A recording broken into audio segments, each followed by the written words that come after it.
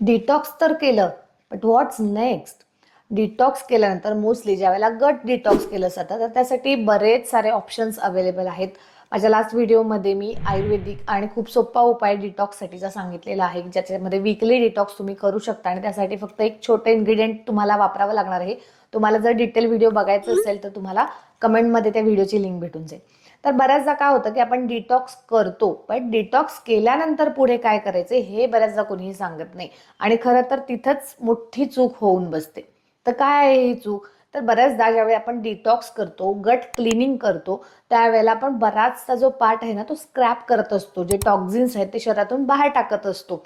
पण हे सगळं करत असताना तो जो अग्नी आहे, डायजेस्टिव्ह फायर आहे, तो कुठे ना कुठेतरी थोडासा मंद होतो, म्हणजे थोडीशी स्ट्रेंथ कमी होते त्याची.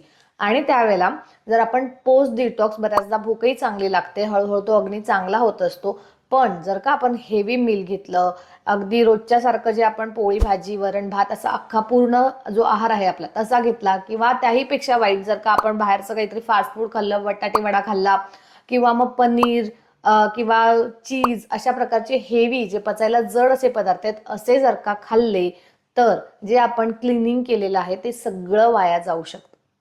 कारण हा जो डायजेशन फायर थोडासा मंद झालेला असतो डिटॉक्स केल्यामुळे, तो चांगल्या प्रकारे प्रज्वलित झालेला नसल्यामुळे तुम्ही हे जे हेवी मिल तिथे देता ते व्यवस्थित पचत नाही आणि ते पुन्हा अपाचित राहिल्यामुळे तिथे पुन्हा एकदा टॉक्झिन्स तयार होतात. आणि ज्या सगळ्या कारणासाठी तुम्ही डिटॉक्स केलेला आहे, मग त्यात भले पंचकर्म सुद्धा असेल, वमन विरेचन अशी जी पंचकर्म आहेत जी की डिटॉक्ससाठीच वापरली जातात, तर अशी पंचकर्म आहेत, तर त्याच्यानंतर स्पेशली एक संसर्जन क्रम सांगितला जातो, जेणेकरून आपण हे जे सगळं काम केलेलं आहे, जे क्लिनिंग स्वच्छता केलेली आहे ती वाया जाऊ नये ह्यासाठी.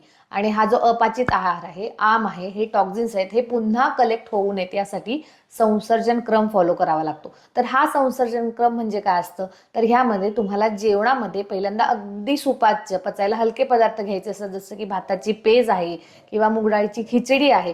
तर असे पदार्थ गरम गरम तूप घालून पचायला हलके आणि तो जो अग्निमंद झालेला आहे त्याला पुन्हा थोडंसं प्रज्वलित करतील अशा प्रकारचा जो आहार आहे, आणि थोडंसं गरम पाणी, हे 1-2 दिवस जर का तुम्ही मिनी केलं असेल डिटॉक्स तर 1-2 दिवस, आणि जर का मेजर डिटॉक्स केलं असेल जसं की पंचकर्मामध्ये केलं जातं तर किमान 5 दिवसांपर्यंत हा संसर्जन क्रम तुम्ही फॉलो केला, तर तुम्ही जे डिटॉक्स केलं आहे त्याचे पुरेपूर फायदे तुम्हाला मिळू शकतात.